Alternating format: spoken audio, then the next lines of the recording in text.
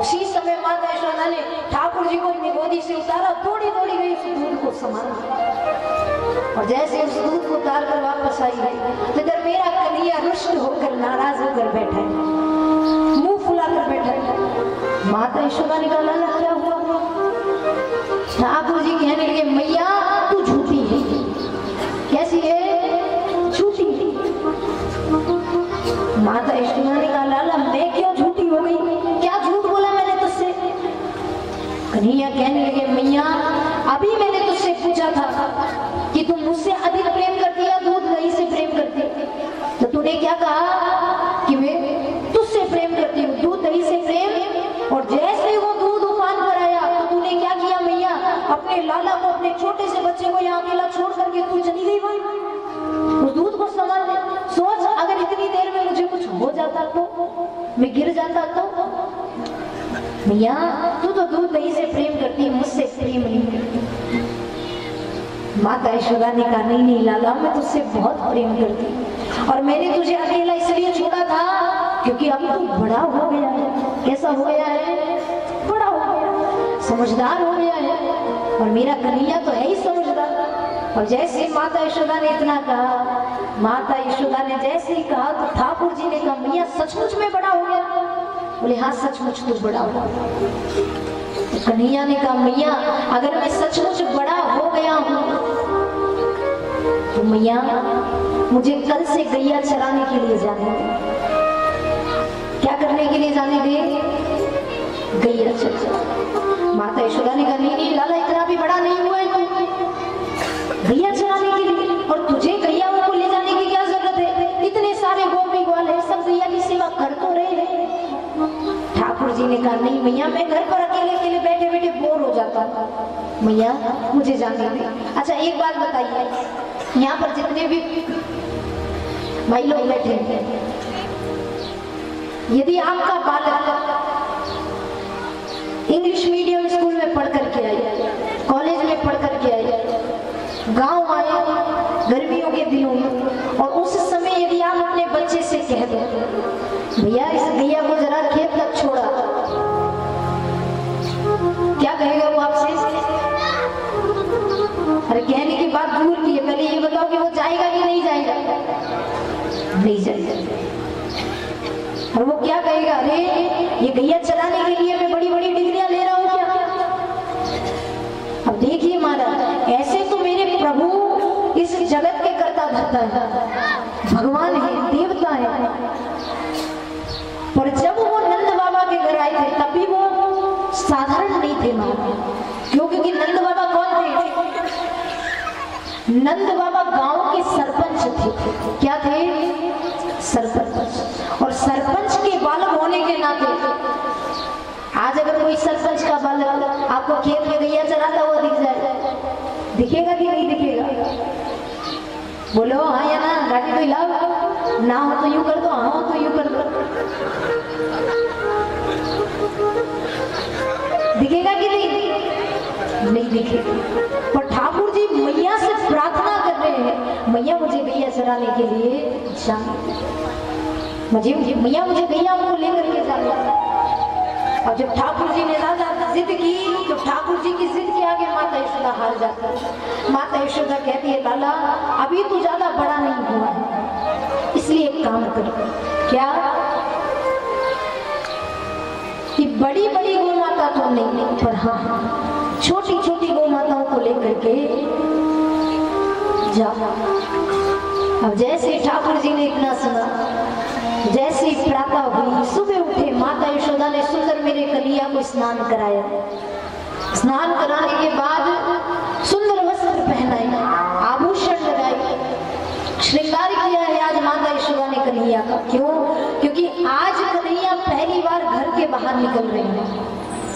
आज मेरा कन्हैया पहली बार नंद भवन के बाहर जा रहा है, तो माता यशोदा ने सोचा पहली बार बाहर जा रहा है तो कम से कम थोड़ा तो अच्छा दिखे।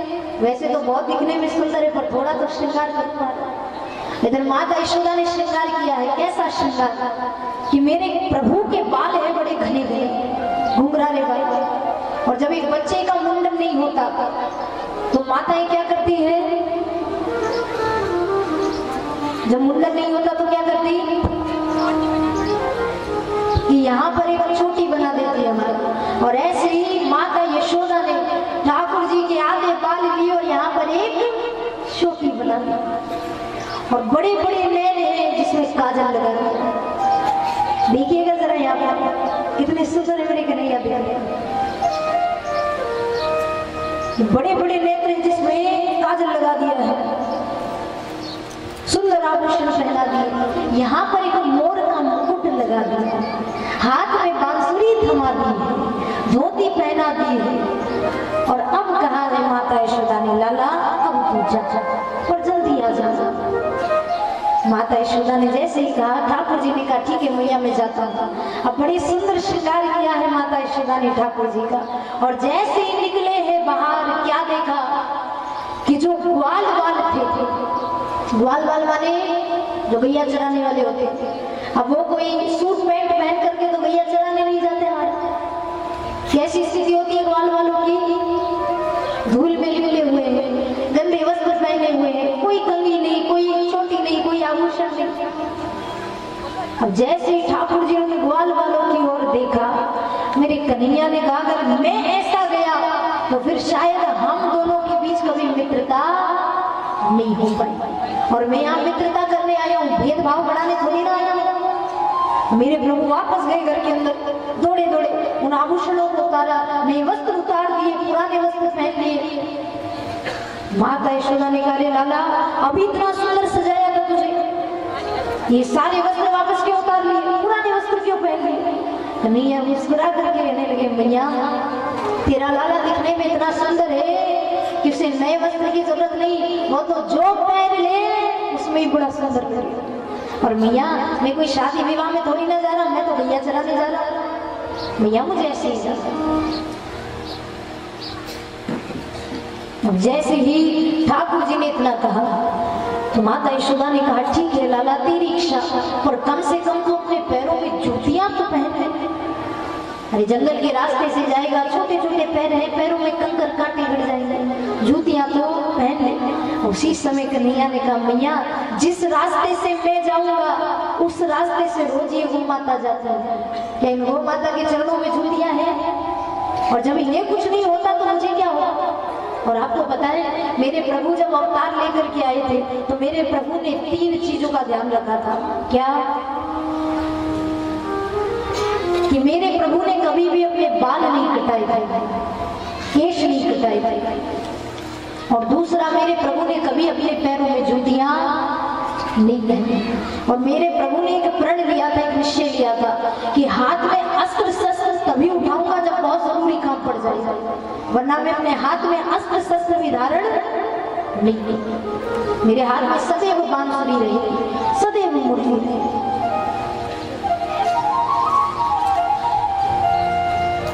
मेरे कन्हैया ने छोटी छोटी गौ माताओं को लेकर के निकलेंगे। अच्छा गैया चराना चाहते हो माताओं? आप लोगों को बहुत कम सौभाग्य मिलता होगा, आपसे पूछ लूं गैया चराना चाहते हो, चलना चाहते हो आप? चलिए महाराज आज ठाकुर जी के सखा बन करके हम भी ठाकुर जी के साथ गैया चराने चले, है ना? अब छोटी छोटी गौआ है, गैया है और छोटे छोटे ग्वाल वाल हैं और छोटे छोटे ही मेरे कन्हैया हैं। आइए जो भी चलना चाहे महाराज, क्योंकि ये जो दिन है वो सौभाग्य से मिलता है। ऐसे तो गैयाओं का बहुत लालन पालन किया है हमने, बहुत सेवा की है, पर ठाकुर जी के साथ सेवा करने का मौका बार बार नहीं मिलता। आइए बाबा भाव के साथ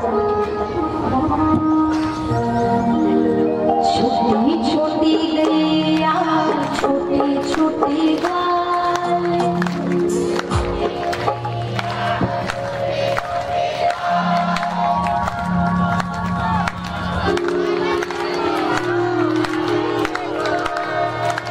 ये बार भाव के साथ छोटी छोटी गैया छोटे छोटे गाल, छोटी छोटी गैया छोटी छोटी गैया छोटे छोटे गाल, छोटी गैया छोटे छोटे गाल।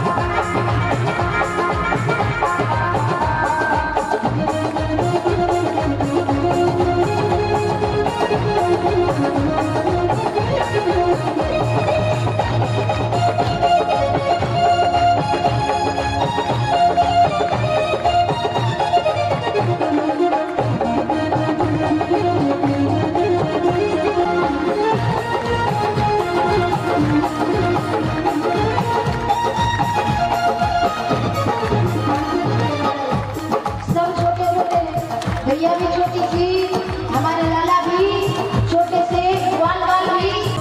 तो छोटी छोटी लखुटी मधुवन पाले, छोटी छोटी लखुटी मधुवन पाले, छोटी छोटी लखुटी मधुवन पाले, छोटी छोटी लखुटी मधुवन पाले।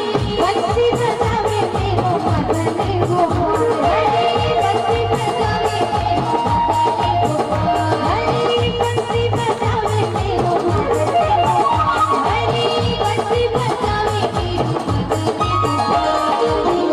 छोटी गैया छोटे छोटे बाल, छोटी गैया छोटे छोटे बाल, छोटी गैया छोटे छोटे बाल, छोटी गैया छोटे छोटे बाल। छोटा सा छोटा सा छोटा सा मेरो मदन गोपाल, छोटा सा मेरो मदन गोपाल, छोटा सा मेरो मदन गोपाल, छोटा सा मेरो मदन गोपाल, माला सा मेरो मदन गोपाल, छोटा सा मेरो मदन गोपाल, छोटा सा मेरो मदन गोपाल, माला सा मेरो मदन गोपाल, माला सा मेरो मदन गोपाल, छोटा सा मेरो मदन। इधर मेरे ठाकुर जी गैया चराने के लिए जाते हैं। अब मेरे प्रभु को सबसे मित्रता बनानी है, तो मेरे प्रभु किसी से भेदभाव नहीं रखते।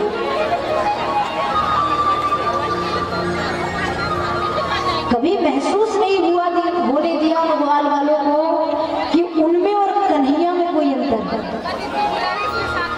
क्योंकि कहते हैं ना लोग कि भैया मित्रता भी बरोबरी में करना चाहिए, पर मेरे ठाकुर जी ऐसे नहीं थे। मेरे ठाकुर जी ने तो सबको समान रूप से, कैसे रूप से देखा था? मित्र है ये मेरे, सखाओं में इनका। अब एक दिन मेरे प्रभु को पता चला कि कुछ गोपिकाएं जब यमुना में स्नान करने जाती थी तो बिना वस्त्रों के यमुना के अंदर प्रवेश करती थी।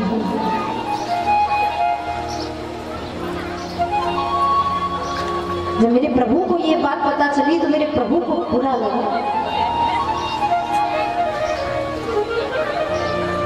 वो जो गोकुल की गोपियां थी वो क्या करती कि वो सुबह सुबह जल्दी प्रातः उठ करके जाती, और सुबह सुबह सूर्योदय नहीं होता है महाराज, कोई उजाला नहीं होता, तो उस समय वस्त्रों को किनारे पर रखती थी और बिना वस्त्रों के यमुना के अंदर जाकर के स्नान करती थी। मेरे प्रभु ने जब ये चीज देखी तो मेरे प्रभु को अच्छा नहीं लगा। अब एक दिन मेरे प्रभु गोपिकाओं के पीछे पीछे आए। जब गोपिकाओं ने वस्त्र उतार करके रख दिए, यमुना के अंदर गई, तो उस समय मेरे प्रभु ने उन वस्त्रों को उठाया और कदम के वृक्ष के ऊपर चढ़ करके बैठ गए और उन वस्त्रों को वहीं कदम के ऊपर रख दिया। अब धीरे धीरे धीरे धीरे समय बीता। गोपियों ने देखा कि चलो भैया स्नान हो गया, अब चलते हैं बाहर। अब जैसे गोपिकाएं बाहर आई तो देखा कि किनारे पर एक भी वस्त्र नहीं। जब गोपिकाओं ने ये देखा तो गोपियों ने सोचा, रे रोज तो वस्त्र यही रहते हैं, आज ये वस्त्र कहाँ चले गए?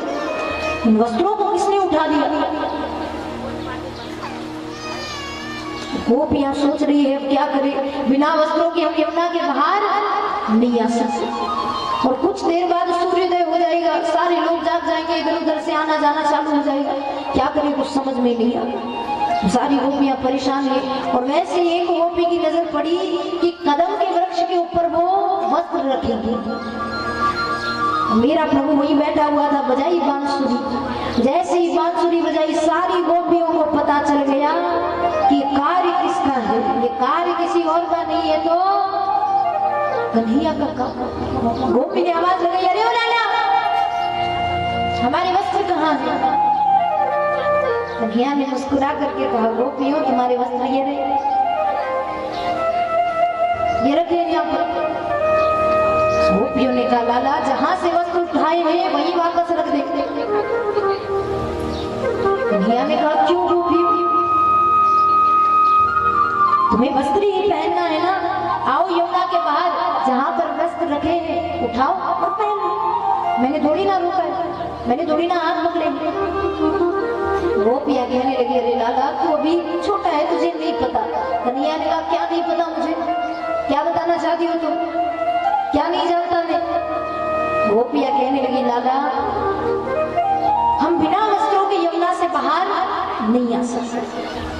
कन्हैया ने मुस्कुरा करके कहा क्यों गोपियों, जब तुम बिना वस्त्रों के यमुना के अंदर जा सकती हो तो बिना वस्त्रों के यमुना के बाहर क्यों नहीं आ सकती। जब अंदर जा सकती हो तुम तो बाहर क्यों नहीं आ सकती। गोपियों ने कहा लाला देख बाहर दुनिया हमें देखती है पर जल के अंदर कोई हमें नहीं देखता। उसी समय कन्हैया ने कहा गोपियों तुम्हें ऐसा लगता है कि जल के अंदर कोई तुम्हें नहीं देख रहा और इस जल के अंदर जो देवता है उनका अपमान होगा।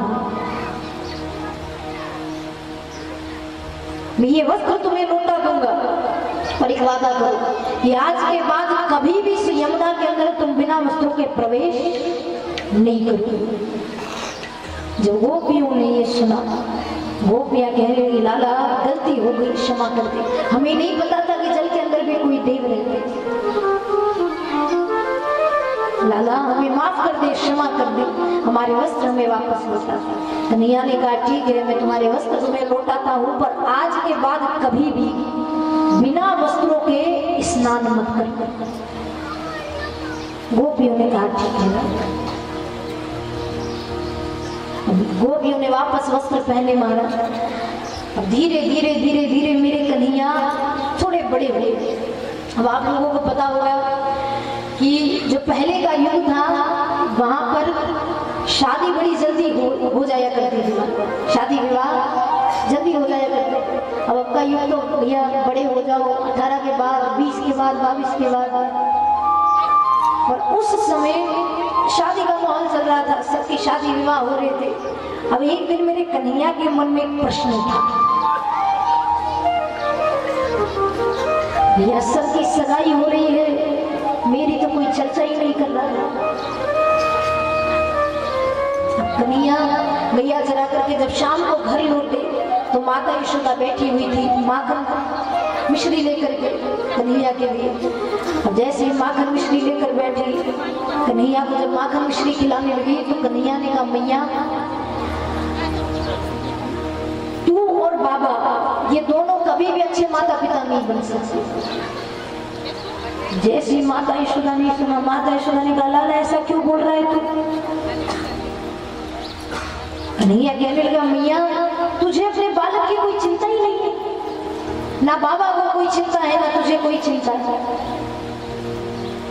माता यशोदा कहने लगी ऐसा क्यों कह रहा है लाला तू, ऐसा क्यों कह रहा है लाला तू। उसी समय कन्हैया कहने लगे मैया मेरे जितने भी मित्र हैं सबकी सगाई हो गई।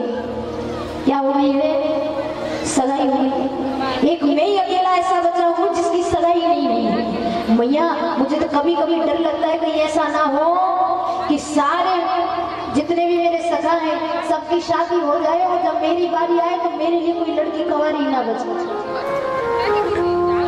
क्यों, क्योंकि तुमको देखकर तो ऐसे लगता है कि तुम कभी मेरा विवाह करना ही नहीं चाहते।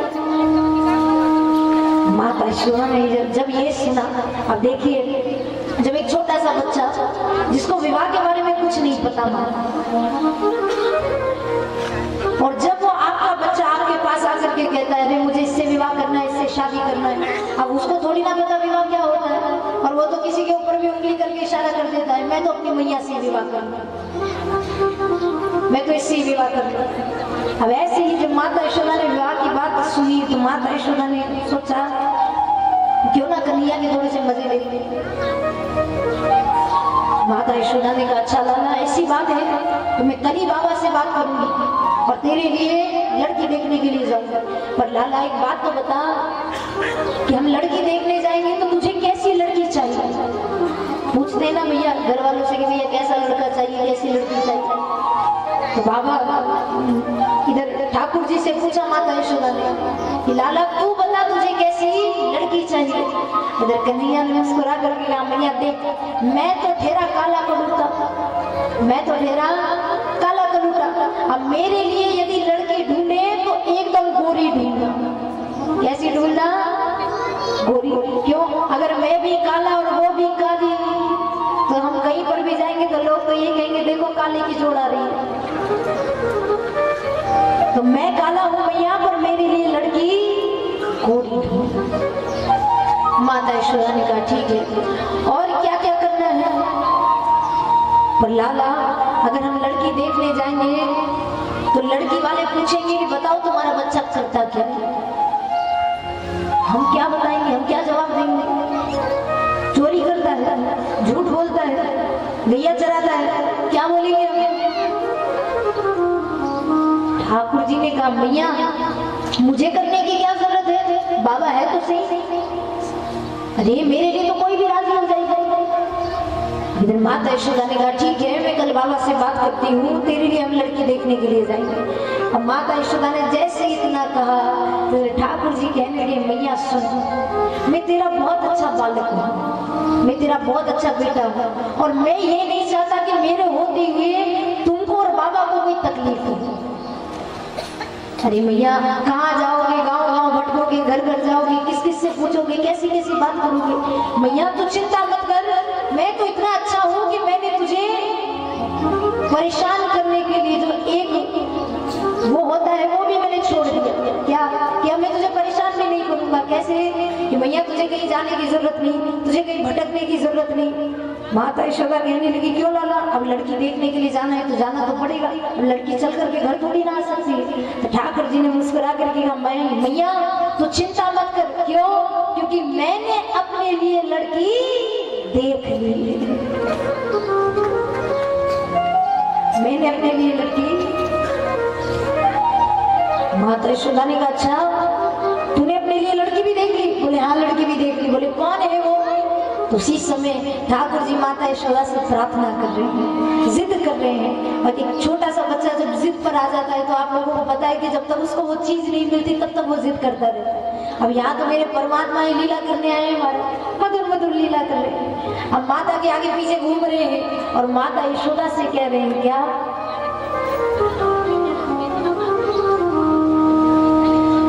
राधिका गोरी से बिरज की छोरी से मैया करा दे मेरो ब्याह। क्या कह रहे ठाकुर जी? राधिका गोरी से बिरज की छोरी से मैया करा दे मेरो।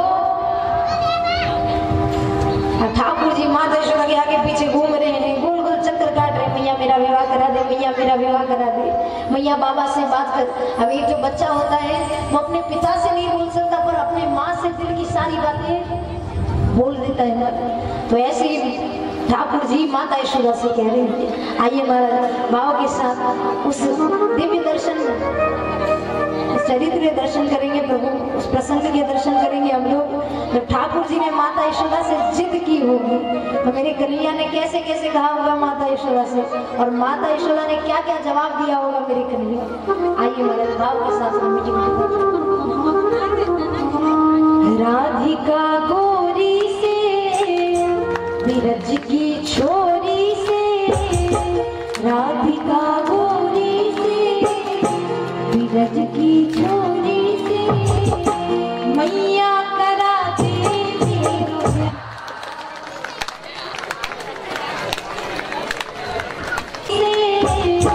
बिरज की छोरी से राधिका गोरी से बिरज की छोरी से मैया करा दे मेरो ब्याह। राधिका गोरी से बिरज की छोरी से राधिका गोरी से बिरज की छोरी से मैया करा दे मेरो ब्याह। अरे क्या सोचे है माँ मेरी, अरे क्या सोचे है माँ मेरी, मर मेरी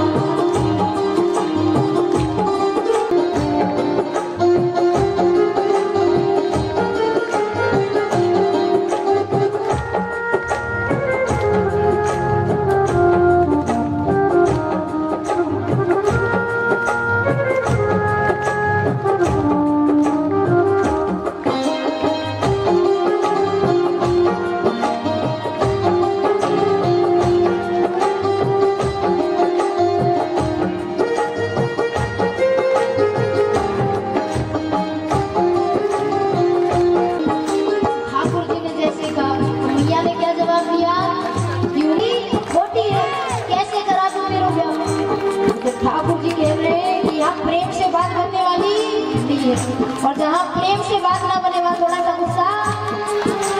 अगर ठाकुर जी गुस्सा दिखा रहे हैं और कह रहे क्या, जो ना ब्याह कराए तेरी कैया ना ही चराऊं, जो ना ब्याह कराए तेरी कैया ना ही चराऊं, जो ना ब्याह कराए तेरी कैया ना ही चराऊं, जो ना ब्याह कराए तेरी कैया ना ही चराऊं। आज के बाद मोरी मैया तेरी दहली पर ना आऊं, आज के बाद मोरी मैया तेरी दहली पर ना आऊं, आज के बाद मोरी मैया तेरी दहली पर ना आऊं, आज के बाद मोरी मैया तेरी दहली पर ना आऊं। आएगा ये बता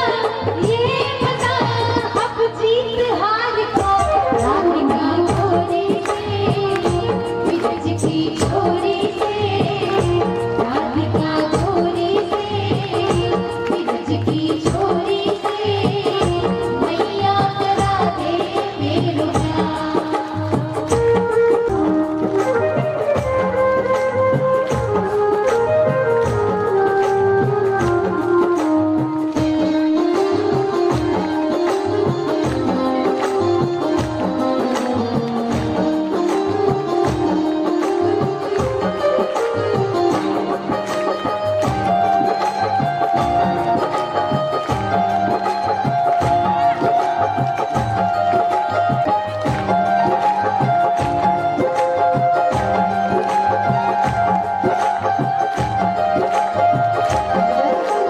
ठाकुर जी कह रहे हैं कि जो ना प्यार कराए तेरी मैया नहीं चराओ, और आज के बाद मोरी मैया तेरी दहली पर भी ना हो।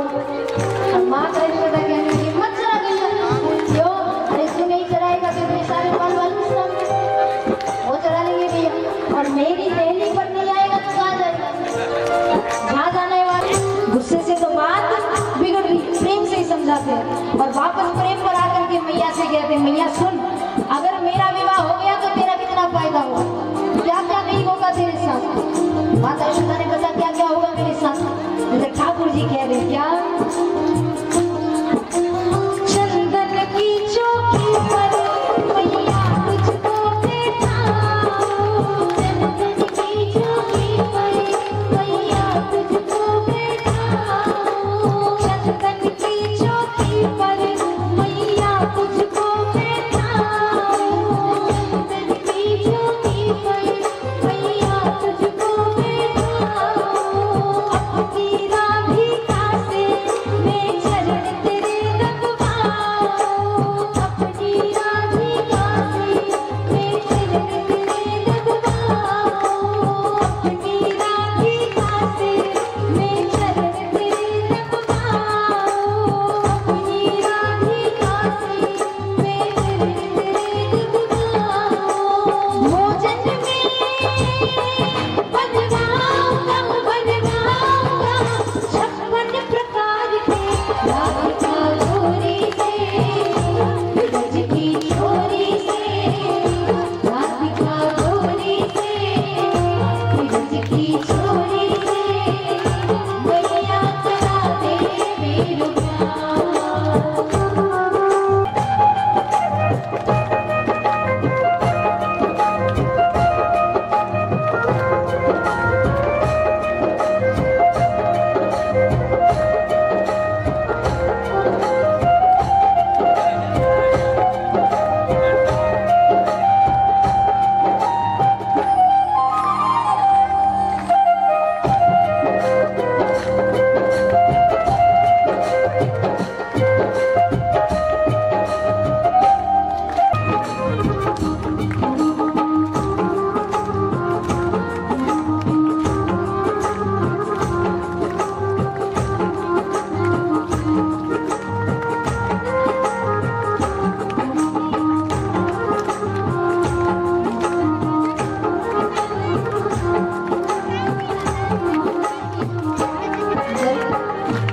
जी कह रहे मैया से कि चंदन की चौकी पर मैया तुझको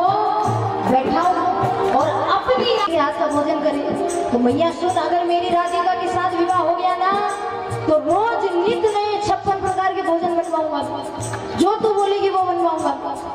अब कन्हैया इतनी प्यारी प्यारी बातें कर रहे हैं। माता यशोदा कहने लगी अच्छा, बोले और क्या क्या अच्छा होगा मेरे साथ। इधर कन्हैया कह रहे मैया सुन, बाबा चले जाते हैं काम से बाहर, मैं चला जाता हूँ गैया चराने, अब घर पर तू अकेली रहती है। सोच अगर तेरी बहू, मेरी पत्नी, मेरी राधिका आ गई तो तेरे लिए फायदा ही रहेगा ना कि तुम 2 जने रहोगे तो फिर समय जल्दी निकल जाएगा। और वो बार बार आकर के आपसे पूछे कि मैया बताओ क्या करना है, क्या बनाना है, कैसा करना है, तो तुझे कितना अच्छा लगेगा। इधर कन्हैया कह रहे हैं क्या, छोटी सी दुल्हनिया जब अंगना में डोलेगी, छोटी सी दुल्हनिया जब अंगना में डोलेगी, छोटी सी दुल्हनिया जब अंगना में डोलेगी, छोटी सी दुल्हनिया जब अंगना में डोलेगी, तेरे सामने मैया वो घूंघट ना खोलेगी, तेरे सामने मैया वो घूंघट ना खोलेगी, तेरे सामने मैया वो घूंघट ना खोलेगी, तेरे सामने मैया वो घूंघट ना खोलेगी। गाँव से जागो बैठेंगे द्वार पे, राधिका चोरी से, ब्रज की चोरी से, राधिका चोरी से, ब्रज की चोरी से, गैया करा दे मेरू प्यार।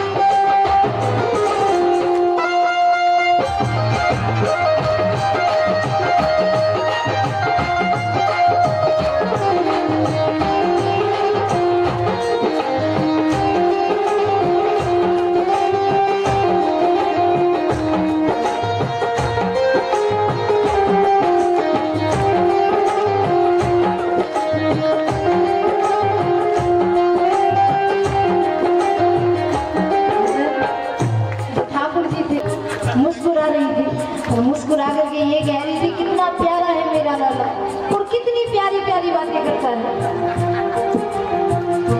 तो इधर माता यशोदा कह रही है क्या, सुन बातें कान्हा की मैया बैठी मुस्काए, सुन बातें कान्हा की मैया बैठी मुस्काए, सुन बातें कान्हा की मैया बैठी मुस्काए, सुन बातें कान्हा की मैया बैठी मुस्काए, लेके बलैया मैया हिवड़े से अपने लगाए, लेके बलैया मैया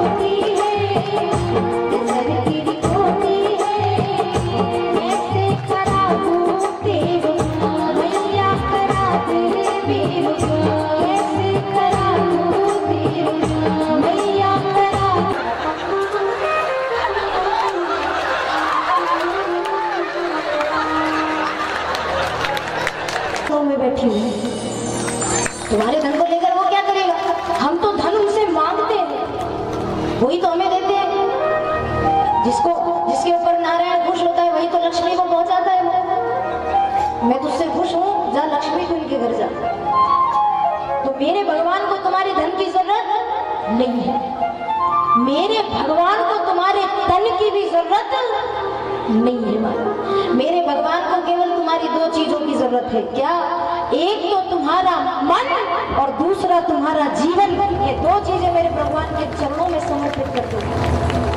एक तो तुम्हारा मन और दूसरा तुम्हारा, पर मन भी कैसा? निर्मल। हर कैसे मन को मेरा भगवान रखता भी नहीं हो। यहाँ पर कोई ऐसा है जिसका मन है निर्मल, जिसके मन के अंदर कभी कोई भेदभाव ना हो, मान सम्मान की कोई इच्छा ना हो, धन दौलत की मांगने की कोई इच्छा ना हो, जो किसी से कोई मतलब ना रखे, जो हर स्थिति में हर परिस्थिति में अपने आप में ही खुश रहे, महाराज अपने आप में ही पसंद रहे, जिसको मान अपमान से कोई मतलब नहीं है। कौन मेरा मान कर रहा है, कौन अपमान कर रहा है, कौन सम्मान कर रहा है, जो हर स्थिति में खुश रहना जाने, ऐसे मन को मेरा भगवान रखता है, ऐसे मन को मेरा प्रभु।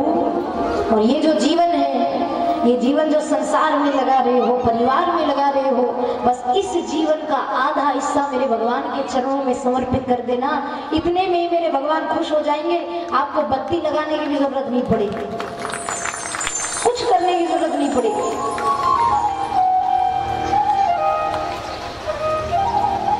और किसी भी पावन नदी को, आप लोगों से यही निवेदन करूंगी महाराज, कभी भी किसी पावन नदी में जाओ तो जाकर के सर्फ साबुन और शैम्पू का इस्तेमाल मत करना, क्योंकि ये केमिकल है। क्या है? और जब ये जल में घुलता है तो आप लोगों को पता है कि जब हम सब जाते हैं तो वहां का जलपान करते हैं, और वही केमिकल जब हमारे शरीर में जाएगा तो हो गया ना विष, हो गया ना जहर, फैल गया ना शरीर में जहर। तो आप लोगों से निवेदन है कि इसकी रक्षा हम कर सकते हैं। आइए महाराज, यहाँ से नर्मदा मैया कोई ज्यादा दूर नहीं है, तो ऐसा कहते हैं कि नर्मदा में स्नान करो या मत करो, पर यदि नर्मदा मैया का नाम ले लो तो ही हमारे आगे पाप धुल जाते हैं। तो आइए महाराज, एक नर्मदा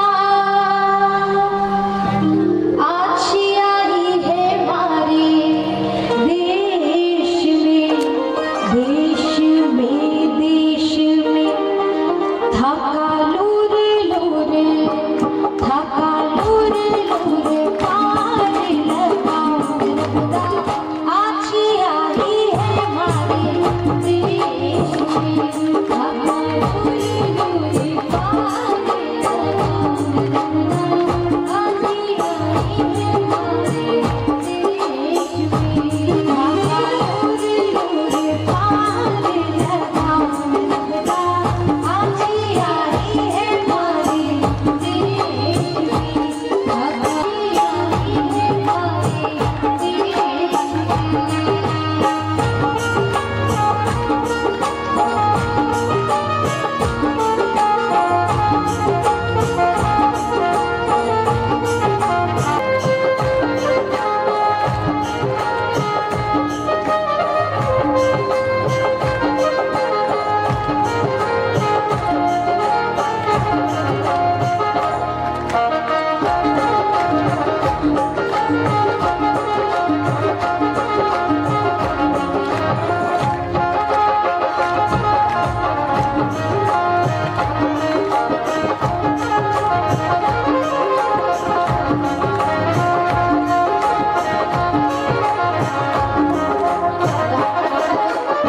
नर्मदा मैया का जल जल नहीं है महाराज, अमृत है। क्या है?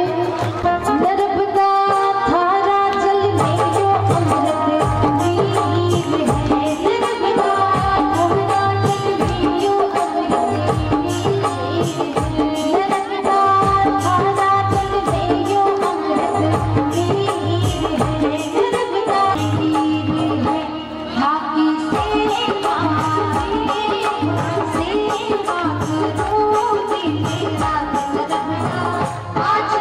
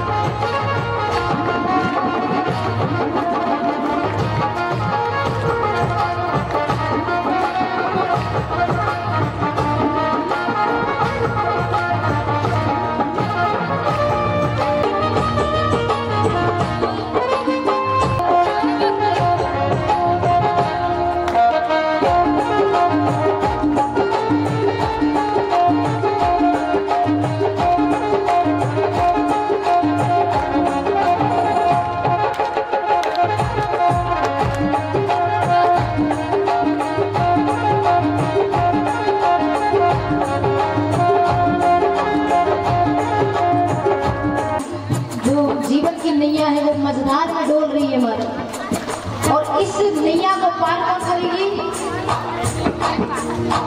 एक बस ये ज्ञान गंगा और एक वो गंगा जब बह रही है। तो क्या कहा भक्तों ने?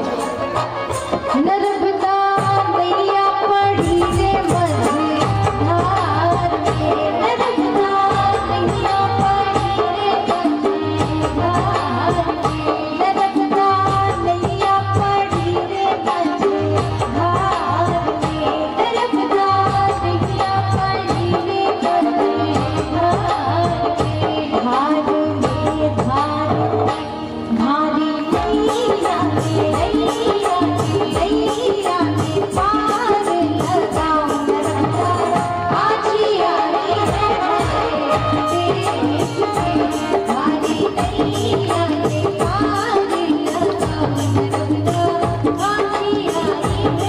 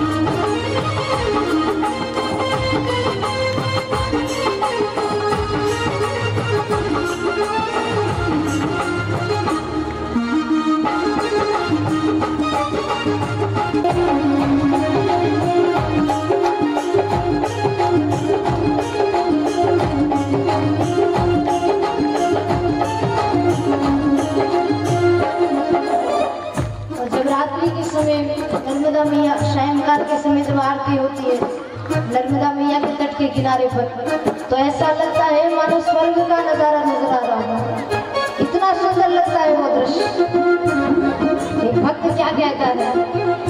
नर्मदा संता उतारे धारी आरती, नर्मदा संता उतारे धारी आरती, नर्मदा संता उतारे धारी आरती, नर्मदा संता उतारे धारी आरती, आरती आरती थाकी से रानी तेरा नर्मदा आजी आई है भारे तेरी थाकी से रानी आजी आई है भारे तेरी।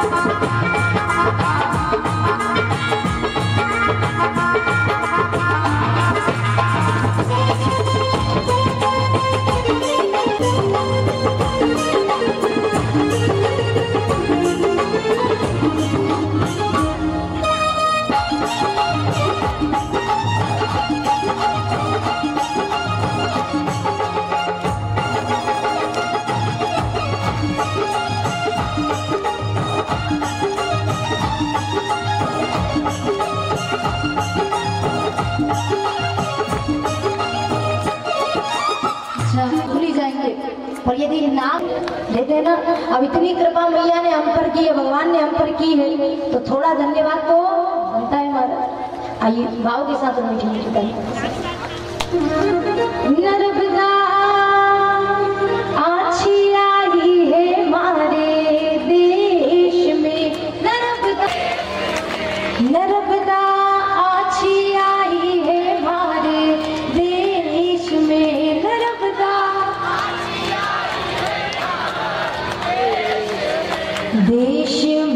देश में थाका लूर लूर पार लगाओ, नर्मदा आछी आई है हमारे देश में, थाका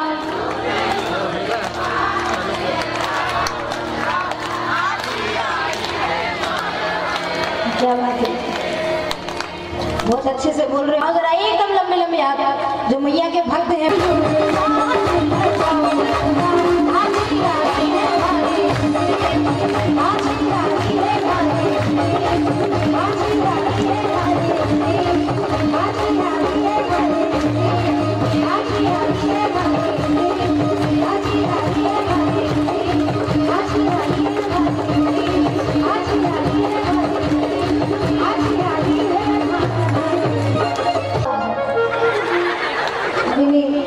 कुछ कथाएं और फिर उसकी आइए कुछ कथाओं का हम कल श्रवण करेंगे, पर मुख्य कथा जिसमें से गोवर्धन महाराज की कथा कि कैसे गोवर्धन महाराज का पूजन हुआ था, क्यों हुआ था। एक दिन माता यशोदा 56 प्रकार के व्यंजन बना रही थी, 56 प्रकार के नए नए व्यंजन बना रही थी, नए नए भोग बना रही थी। गोवर्धन महाराज